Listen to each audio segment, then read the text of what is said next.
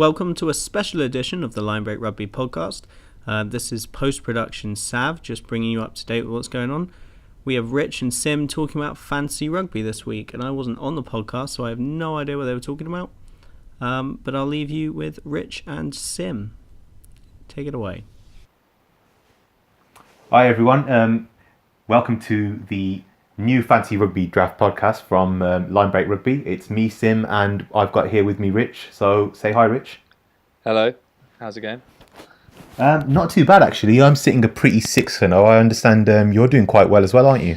I was doing well until this week, where a few of my players really let me down. Rocca Daguni, that has been so immense over the past kind of five weeks, had a bit of a shocker, and my midfield just didn't turn up apparently. So, but one of those weeks then.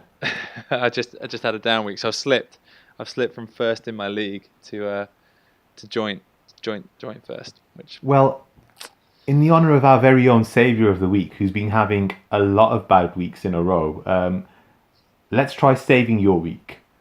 So you were saying that you've had Rocca Daguni. I mean, he might have played badly this week, but he's definitely one to keep faith in. But where are you looking to make any changes coming up? So outside backs, kind of on all fronts, is where the points are. And I myself have some pretty handy outside backs, including the likes of Rocca Daguni and Good and Mike Haley for when he's back.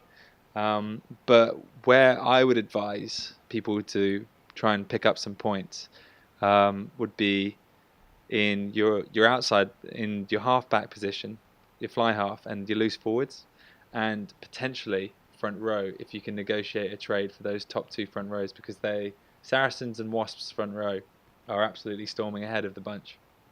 They are. I mean, we just looked at it before the pod, and two of the top 6 point scorers so far this season have been the front rows, which is unprecedented if you're a fan of the Super Rugby fantasy version of this game. But just looking at those outside backs again, are you thinking of maybe trying a more plug-and-play variety of the game? Play, say, whoever gets picked in the rotations. We're seeing a lot of rotation. I mean, I picked up Tom Brady this week because he was playing against Worcester, and I think JP Peterson had been rested. Ordinarily, you'd expect Peterson to have a big day, and picking up Brady for me, I've got a lot of outside back injuries. It's something that helped me come away with the win. What would you think about that? So I'd agree to an extent. I think you have to put faith in who you have. If you have some good outside backs, even if they're not quite performing up to standard, right away. So there are some outside backs that would have been first on people's team lists, such as Tom Vandel, Peter Beetham potentially, and to an extent Sanotti, who last year was incredible, and has been playing well. Don't get me wrong, but he's not up there. He's not in the kind of top 10, top 5 outside backs at the moment. So I'd say to an extent stick with kind of a core as much as you can. That would be my argument. Those would be my tactics. But then chop and change a little bit depending on form. For example, as soon as Perry Humphreys, the Worcester winger, started to kind of, I think within the first 2 weeks, he got 23.7 points in the second round, and that should be just a telling sign that somebody's on form if they can maintain those sorts of points kind of 2-3 weeks in a row. Yeah, and I mean, it wasn't much of a flash in the pan because he got 12 the next week and then 18.7 again the week after. And my one piece of advice for anybody who's doing badly at the first 6 weeks of this is that there's a little break now, but don't be tempted to ditch your high picks. Your stud players that you picked in round 1 and round 2, you probably picked for a reason, and it's important not to forget that.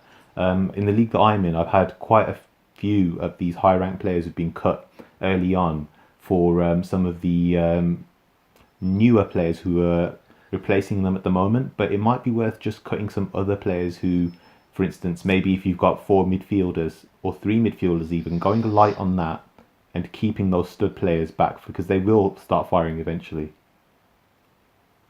Yeah, I think I would agree to an extent. Certainly, you got to keep faith with the kind of the 10 you chose, unless you can negotiate a trade, because to be honest, they're short on the ground. Question for you though, Sim. What about injured players? So players such as until recently, I had Jack Noel because I knew he was out from the start with the thumb injury, but he was going to be back within 5 or 6 weeks. Now that he's injured his quad, he's going to be out for a lot longer, so I may end up dropping him. But players that may be out just for kind of a couple of weeks, are they worth keeping in the team, or is it worth it really depends for me who it is, because let's put it this way: if in my team I've got Bryce Heem, I picked up Bryce Heem on the waiver wire in the second or third week, and he hasn't made any appearances yet, but he's a first round talent, and I'm keeping him there. And I've actually running a lock light, so I haven't got a lock in my team because I've decided to carry that extra outside back. And I had the same problem with Mike Haley as well, and also Jason Woodward, who all three of them are in my team and not playing. But what I've decided to do is just hold on to those guys, because I think later down the line they'll provide valuable trade chips too. But I would say definitely, I mean, I'm going to be cutting Anthony Watson for an unspecified player that I'm going to pick up. I don't want anyone in my league to take advantage of this when the pod comes out. But I'm cutting Anthony Watson. I think 2 months is just a little bit too much, even if there aren't many games that are going to be played between now and those 2 months. I just think that when you have that kind of injury, then you've got to look at the other options, especially if the league that you're in starts to get a little tighter. Yeah. What do you think about the injury point? I'd agree. I think anything up from kind of a month and a half to 2 months, anything further than that, it's just not worth it. If you have a decent bench option that's going to be getting game time, then that may be worth it. I mean, for example, I have in my midfield Joe Marchant and Harry Malander. Now that's pretty good. It is. Well, you'd think so. That's what I thought. At the draft, I was like, these two just came out of a stellar under-20s World Cup. They're going to be on form. They're going to be confident.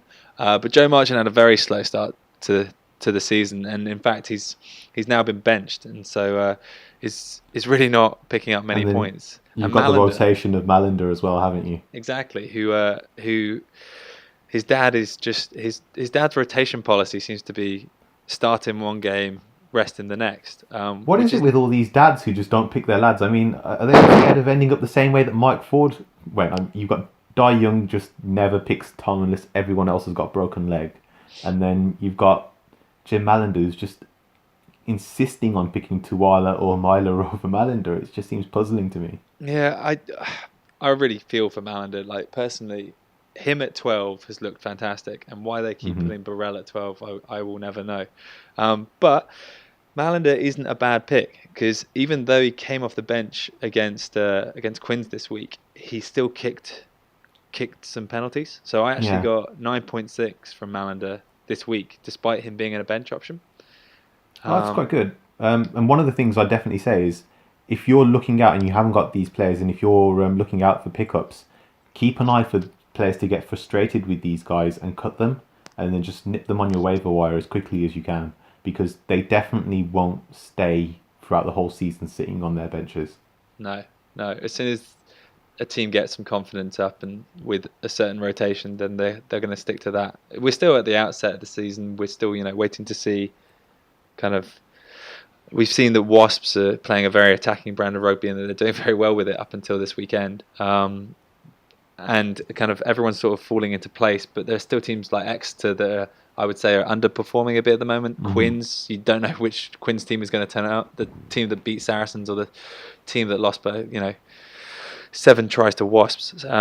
So you're right. There's going to be a lot of chopping and changing now, and also through the international period where we're going to we're going to lose those kind of 30 members of the elite playing squad. And am I right in thinking that is it everyone outside the 23 get sent back to their team for the weekend matches in the Premiership, or do the 31 players get retained by England?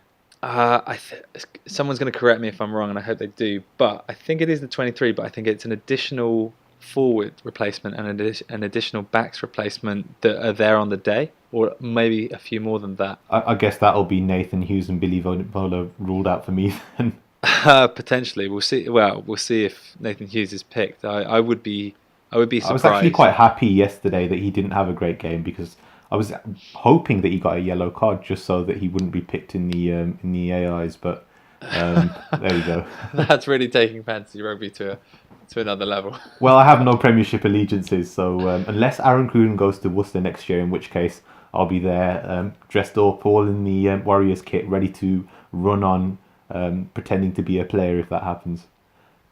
But just one last comment about people who pretty much suck at fantasy rugby. If you are like our very own saviour of the week, languishing at the bottom of the table, you should just try something every now and again. I mean, if you've got nothing to lose, if you're sitting at 2-4 record after the first 6 weeks, maybe if you're looking for a plug and play option each week, where your centres or your outside backs haven't been performing as well, look for somebody who's playing,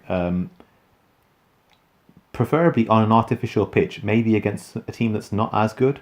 So if you've got a top tier team that's going to, say, Newcastle or to play at Worcester, and they're perhaps resting their starting fullback,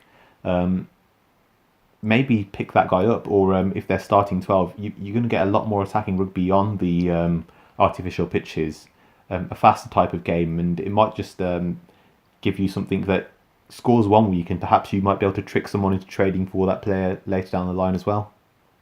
Yeah, I'd agree with that, definitely. I'd also say some of the kind of less known players at those clubs are actually putting in big performances week in, week out. Definitely a few at Worcester. I mean, I've already mentioned Perry Humphreys, Sale. You've got Mike Haley coming back. Oh yeah, had an exceptional Saxons tour. I picked Haley on the sole basis that I saw somewhere on the internet him described as the English Damien McKenzie. So I've had him sitting on my bench for the past 6 weeks, just thinking, "Come on, Damien, can't wait." But yeah, and I think another player that we both talked about was Simon the Hammer Hammersley. Now, do you want to just have a little chat about why Hammersley's so good in this format of the game? This comes under some strategy, and I'm sure most of you have picked up on this already. But for those that haven't, there are not a lot, but there are a few players that are classed in a certain position that are playing out of position currently. So Hammersley is classed as a midfielder, yet he's playing in the outside backs at the moment. Similarly, Ian Whitten at the Chiefs is classed as a midfielder, yet he's currently playing on the wing and racked up 25 points this weekend. Players that maybe are classed in a position which doesn't necessarily earn points, such as midfielders or locks, they're actually playing in the outside backs, or in the locks case, playing loose forwards. So you've got Mike Williams at Leicester and Don Armand until recently, who is injured. Players that, and I think Matt Garvey as well. Yeah, that's right, Matt Garvey. Yeah, he's playing at 6 as well. But players that are classed in one position and playing elsewhere. A good example of that is Kurtley Beale, when he does eventually turn up for Wasps, is classed as a midfielder, but he could be playing 12, he could be playing 13, he could be playing 15, he could be playing on the wing. Like players like that are just an opportunity for extra points.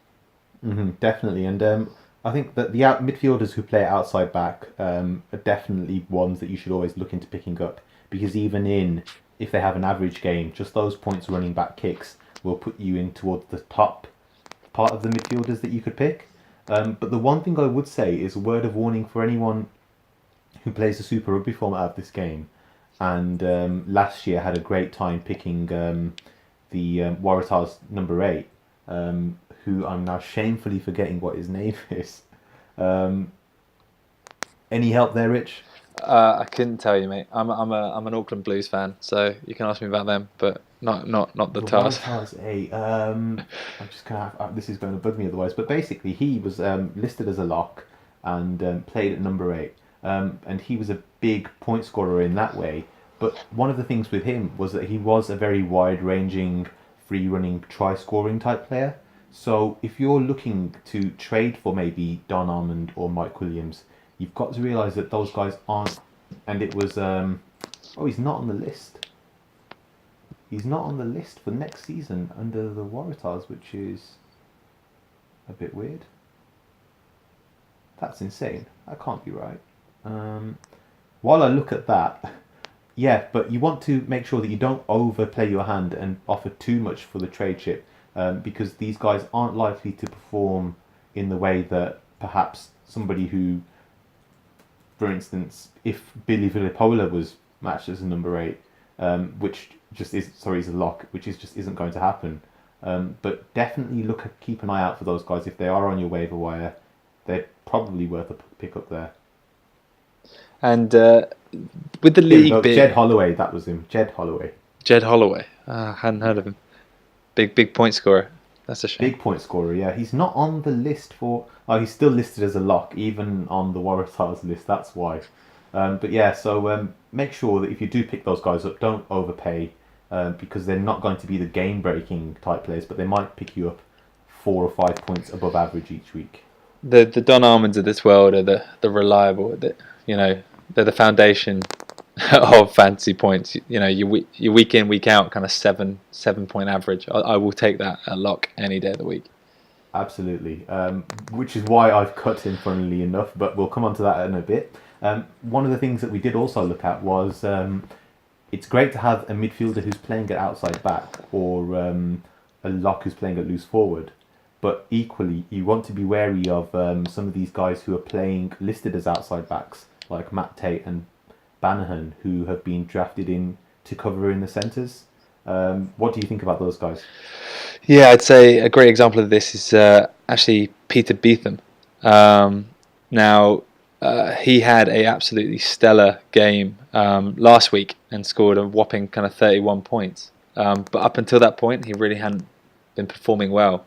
And it's less time on the ball, it's less meters made, it's more tackles and therefore a higher ratio potentially of missed tackles. And the closer you are to the scrum and line out, the more risk there is of a turnover. So you're looking at kind of maybe not gaining as many points, but certainly a risk of also losing points. Like you don't want to be in the minus numbers for a midfielder at any stage. And Beetham's a guy that's been twice cut in my league, and I was the second person to cut him actually after picking him up off the waiver wire. Somebody else who was disappointed in the fact that he wasn't starting on the wing cut him. I picked him up and then cut him because he got consecutive yellow cards in consecutive game weeks, and it's just something that I think he's designated himself as the professional fouler on the team in the 13 channel, where if the ball goes outside, I'm going to knock it down in the last 10 minutes. And he hasn't been consistently performing. That's not to say that it will carry on that way, and like we said at the start, your stud players are studs for a reason. But I can't see if they do end up getting Matamu and Tulagi fit, that they will persist with him as a starter all the time. They have Toulouse Vianu on one wing and JP Peterson on the other, so it may very well be that Beaton finds himself not starting all of the games, but maybe starting one here at outside centre, starting one on the wing, and for somebody who's maybe been drafted that high, it might not be worth keeping him if someone's giving you a good offer, but if you're picking him up, it might still be worth persisting with him as long as you're not expecting him to contribute week in, week out. Yeah, definitely. And a couple more that we were talking about earlier were Matt Kovacic and just slightly related to that, the rest of the whole Bristol team as well. We were looking at those guys as a couple of players, well, more than a couple of players that perhaps if you do have them, it might be time to get rid of. Yeah, Matt Kovacic, who, I mean, his highest points was 8.6 in the second round. Since then, minus 0.3. He got 2 1 week, 2 the next. He's a player that some people at the start would have definitely picked up. He seems like someone that would earn a lot of points. He's a ball carrier at times for Gloucester. He's dynamic. He can run with the ball. But at the same time, he concedes a lot of penalties, being that jackal that he is and loves. And it's just a part of his game. So, yeah, if you haven't dropped him already, I would probably suggest it. I mean, the opposite of that is someone like Moriarty, who's had an absolute stormer. Is Moriarty injured at the moment? or is he just I'm not got back? 100% sure, but I think he has just came back. The thing with him is that he will be disappearing for the Autumn International soon. Oh, But Willie, Willie. yeah, I think. Well, what's the rule here? That it's Gatland's arbitrary law that Gatland can change at any time, right? I think, yeah. Supposedly, Moriarty was at Gloucester before Gatland's rule came into place, and for Therefore, his some, contract hasn't finished and he can still play. I'm guessing. yeah, for some reason It's that just a he. mess. Oh, poor Wales. In But hindsight, it's probably a good idea that CC hasn't came onto this podcast. But yeah, he'd be having a go at us. But that actually quite nicely brings us on to the internationals and kind of players that we're going to miss, and the fact that you're going to have, probably 2 or 3 players from each team, those first round picks that are going to be missing for kind of up to 3 or 4 weeks. oh, and I mean, I'm looking at my team right now, and both of my starting, well, potentially all three of my starting loose forwards are going to be lost to the England squad in Ben Morgan, Billy Vunipola, and Nathan Hughes, and it's just something that it puts you in a difficult position when you've got 2 or 3 loose forwards who are going, or potentially both your midfielders if they're going, where you're in a catch-22. Do you cut one of these guys who you've got on the bench and use them for that one and then lose them potentially to somebody who's going to pick them up off the waiver wire? Or do you just take a hit and maybe potentially risk losing a game week just so you can keep those guys in? But the counterpoint is that it isn't just 1 week that you might lose those guys for. It might be 3 or 4 or 5. Yeah. We got to remember that kind of the fantasy rugby draft, the way it's all set up, and it's set up fantastically. I think it's a lot of fun. But it's a marathon and not a sprint. Definitely. It's about getting to that playoff point at the end of the year. And so if you're in a nice position now, if you're kind of top half of your league, then maybe it's worth kind of losing one international class forward and picking up, someone that's gonna cover them. So I'd say at Saracens you've got Jackson Ray, who isn't necessarily always going to start, but when he does, he earns some points. You could also look at, I know we said maybe to keep the Bristol backs out of your team just because they're getting run through at the moment. But I mean, Jack Lamb has done pretty well. He's on 39.7, and I think he's played every game. And he's also like one of those loss-proof kind of players who will always get his. Yeah, definitely. And then there are other players out and about in the Newcastles, the Worcesters of the world that wouldn't be a bad temporary replacement. Even someone like Luke Wallace at Quins, if he isn't already picked up. I'm sure that most people have recognised that Brendan O'Connor is absolutely tearing his way through the Premiership. Oh, absolutely. And guys like Tom Marshall, who are probably going to thrive. Some of the exports from Super Rugby who are going to be arriving as well, like Robbie Fruin and Jason Woodward, are two who could be stars in this game. Yeah, Fruin, who's meant to be arriving at Bath in the 3rd week of October. So look out for when he's added, because as a midfielder, he would be a great pick. He's very dynamic. I mean, if anyone who hasn't seen him play before, he was a star as a young player, but then got a lot of injuries, had a heart problem as well recently, which are all behind him now, and he's very dynamic, offloading, beating defenders, running with pace and power. And then with Woodward, you've got a guy who, when he was first on the scene in Australia at the Melbourne Rebels, he was a great attacking and penalty kicking fullback before going to the Hurricanes for the last 2 years, where he's had to sit behind the likes of Julian Surveyor and Nehe Milner-Scudder and James Marshall. But he might be one that also thrives despite being in a poor team this year as well. Just quickly going back to Fruin, I mean, he is a midfielder and he came up through the junior All Blacks as a centre. But I mean, he's been playing wing for Hawke's Bay in the Mitre Cup. And with Watson drinking through a straw at the moment, he might carry on playing for the wing, especially while he gets acclimatised to Premiership rugby. And if Banahan keeps playing well at 12, then why wouldn't he? And again, that's just a chance for points. I mean, there are players coming back now as well that will have been picked up at the start, seen as a great prospect, and then when people realised that they weren't starting day in day out, they would have dropped them. Players Definitely. like who we've already mentioned, like Haley, but we've also got Francois Hougaard. Oh yeah, and you've also got the guys who are coming back from the Rugby Championship, like Francois Lowe as well, who might be coming back if you're looking for a loose forward. He might be, but Francois Hougaard is definitely he's a top tier halfback, and if someone has got frustrated and cut him, he's definitely the one to pick up. I can't stress that enough. As he's playing wing at the moment for South Africa, and he may very well end up playing the last 10-15 minutes of a match on a wing in the Premiership too, or making a lot of those, because he is more of a sniping, running kind of player from the 9 spot too. But just going back to the backer point, I've looked at the fixtures while we were talking, and it looks like there are only 3 game weeks for the Premiership during that England will have games on. I think the other weeks might be Premiership matches, because there aren't any rest weeks, are there, in domestic rugby here? There aren't any rest weeks, but there are the European. Yeah, so I think some of these guys might miss the European fixtures.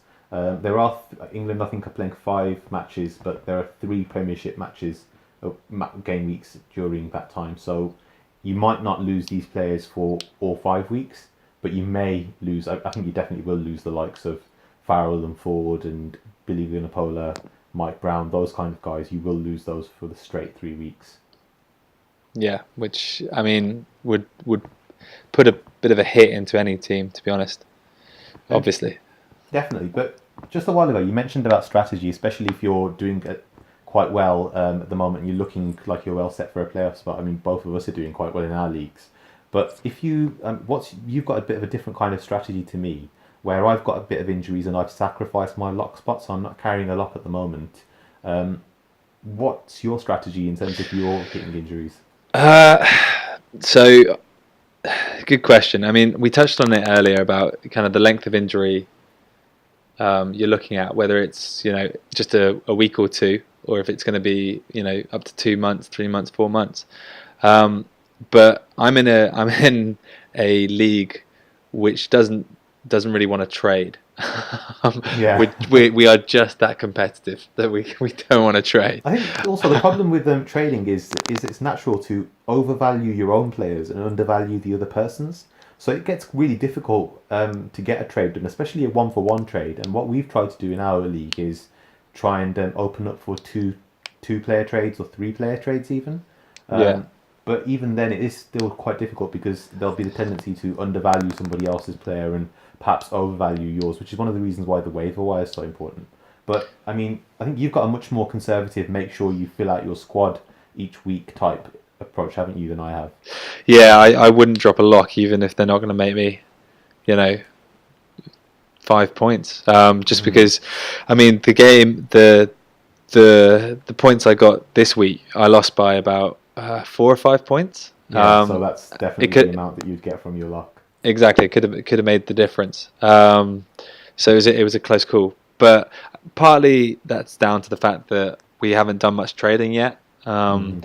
Also, I should mention as a disclaimer, one of the reasons I've got people like Good and Rocco Daguni and Beetham and Mike Haley on the same team is because I've only got 6 players in my league. Yeah. So all our teams are pretty stacked. With the big names. I'm just taking a look at these locks, and the highest scoring lock at the moment is Maro Itoje, and he's got 36.7 points after the first 6 game weeks. So it's an average of just over 6.1 a week. That's probably the main reason that I've decided to do is because I'm doing quite well and I've got the wins in the bag. I'm trying to sacrifice a lock and just to use that to carry an extra outside back, because I think some of these players who are coming in. Some of these players, if you've got a player who you think maybe isn't performing at the moment, but for instance, I've got Jason Woodward, because I think that when he does come in, he'll be making those points, and then I'll be able to trade him for a stud player later down the line who'll help me in the playoffs. I mean, I've just got a pathological fear that when it does get to the playoffs, I'm going to end up like the 2007 New England Patriots, go 18-0 in the season and then lose that last game. But it's definitely interesting to hear the other approaches, because it really depends on which one works for you. If you're winning games by a bit of a margin, then it might be worth trying. But then you've got to take it on the chin that sometimes you might lose by 3 points, and the lock you cut might get 8 points that week. Yeah, I would say it's a bit of a bold strategy to completely cut one of the positions, even if it is probably I definitely the would lowest scoring clarify. position. I would definitely clarify that it didn't start off that way. I did have Don Armand in the team to begin with, but then I cut him after his because he's going to be out for a couple of months. I am planning on picking him back up when he becomes available, but I just thought that the rest of these locks I didn't fancy as much as keeping somebody who, for instance, might be picked up and used to score points against me later down the line otherwise.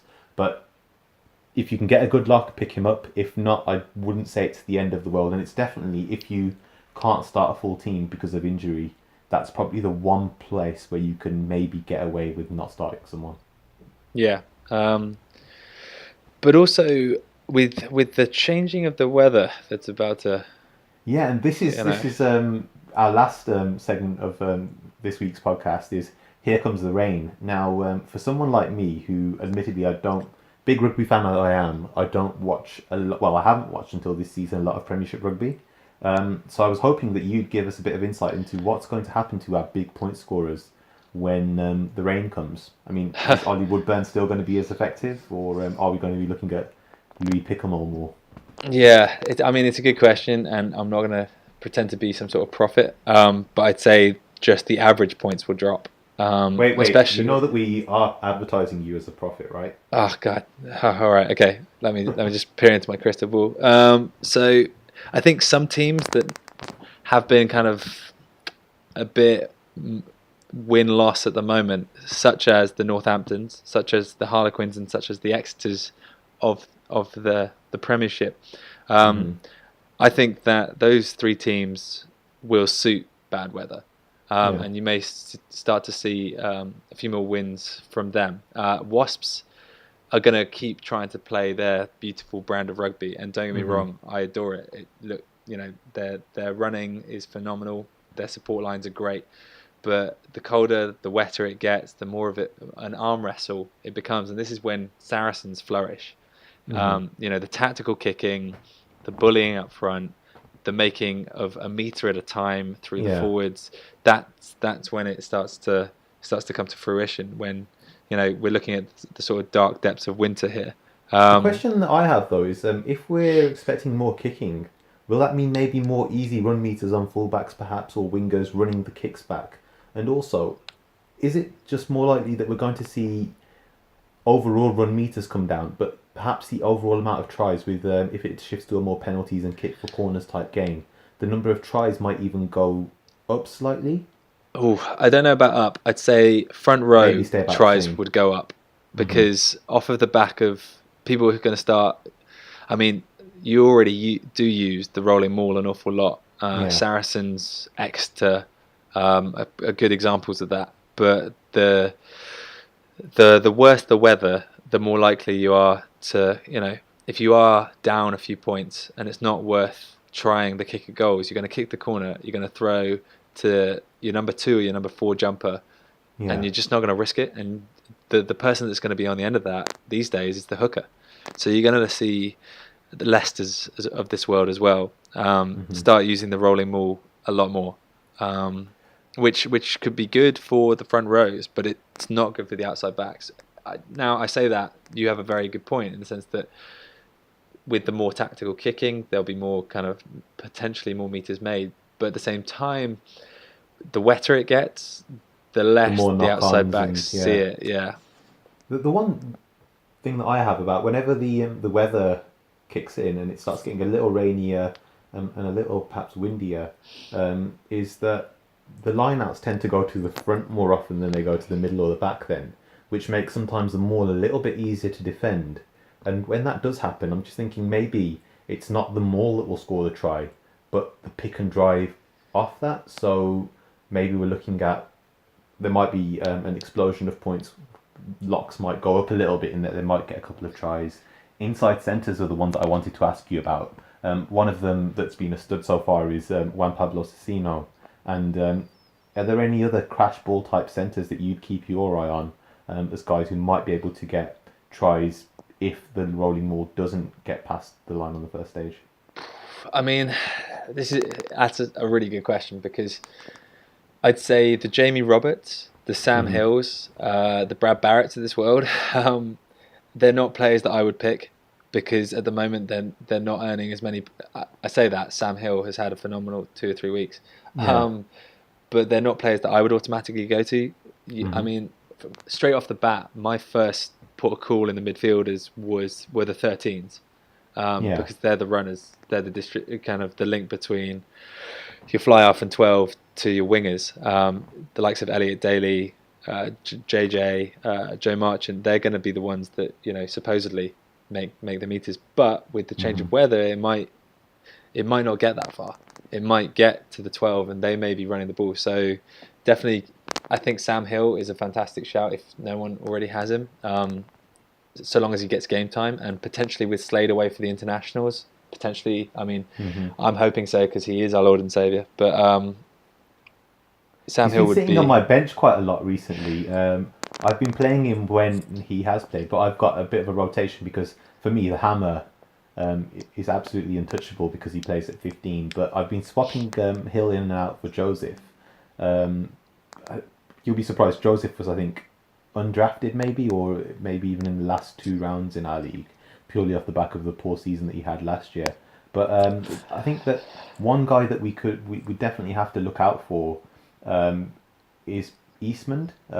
If Wasps do go to a 110 system in the end, and they start using Eastman, he's quite shifty but also quite stocky and powerful.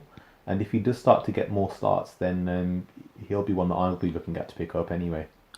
He's a distributor, isn't he, at 12, rather than a crash ball option? Oh, is that the way he's been playing? Well, so that's how he was used at Bath.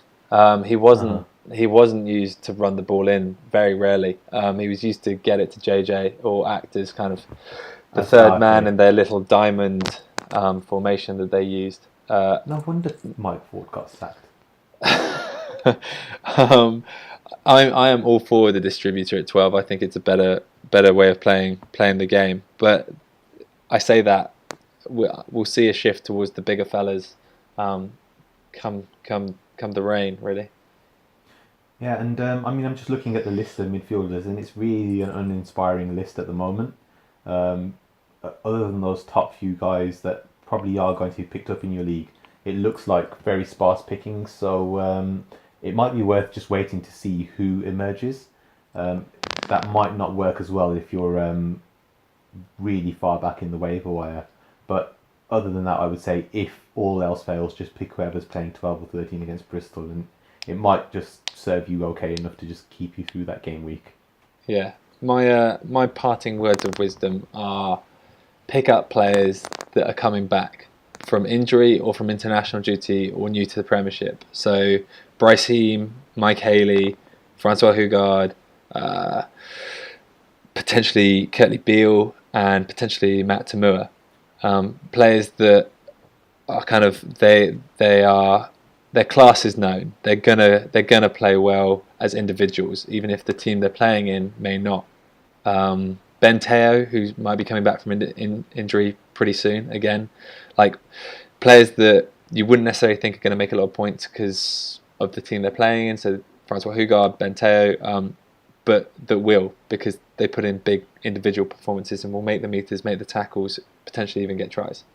Yeah, sure. And at the end of the day, if somebody's a star and they're in a poor team, there's a reason why they're a star. And my parting words of wisdom would be just always look to sell high and buy low on whichever player you're going for. At the end of the day, I mean, you mentioned a few players there, and I've got a couple of those guys. I've got Bryce Heem and I've got Haley. They haven't contributed a single point between them so far, but you've got to be patient, especially if you're not in urgent need of those points. But just don't be afraid to take a risk, especially if you do need to get a couple of wins quite soon. And if you're getting hammered by players who have got a lot of internationals, maybe this international break is just a little opportunity you need to pick your players, get them in, and then beat teams who aren't starting a full roster every week. Cool. So that's the end of the first rugby podcast that we've got for this fantasy rugby draft. And it's come at a really funny time because it's at the end of a 6 weeks period of intense games, and now we've got a couple of weeks where nothing much is going to happen. But how are you feeling about the rest of the season then? I'm feeling positive. As I said at the start, I'm going to stick to my core group of players, and then just pick and choose due to injury or performance as it goes. So similarly to you, I had Don Armand. He's gone for 2 months, but I'll definitely try and pick him up when I can. Jack Noel, again, out. Going to have to drop him, unfortunately, but I'll also keep an eye on him. So lose those guys, but keep my Josh Beaumonts, my Thomas Youngs, and my Harry Mallanders. I'm petrified about this season. I mean, if you listen to my team, my injury list at the moment, I've got Haley, Watson, Heem, and then I've got Woodward, who's not playing. It's frightening, but I'm even more worried about the fact that if I keep Tom Brady in my team, do I stay undefeated the whole season and then lose in the playoffs, in the final? We should learn from history, right? Yeah. Or am I going to get a bit distracted when the Super Rugby version of this game comes out, which is also going to be very great fun, and I recommend anyone to play it, because that is going to be pretty special this year. And if Bowden Barrett doesn't go at number 1 in the draft, I just don't know what's going on with your league. Just stop playing. But we will get back in touch with the listeners when Super Rugby comes about. Don't you guys worry. Definitely, and make sure you look out for our other podcasts, which will be coming soon. There'll be a review of this week's games, and also a look ahead to next week's, and then further beyond the autumn internationals. Hopefully, maybe South Africa and Australia will be able to pull their fingers out just a little bit and show everyone that they do still have a few class players capable of playing good, consistent rugby. Within the Premiership. Well, I don't know, if the pound keeps on going down, a lot of these guys might start to stick into Europe. Oh, God. At this rate, the Australian dollar might even be able to compete with the pound soon. Yeah, but the Australian Rugby Union won't, so there we go. Oh, come on, mate, you know we can. That's atrocious. Obligatory, slightly racist accent out of the way. We'll see you next time, and cheers for listening. Make sure you subscribe and recommend the pod if you enjoyed it. And if you didn't, what's wrong with you? Cheers. And we can play the outro music from there, Sav, so that's a wrap. Nice. What do you reckon, Rich? Yeah, that was good.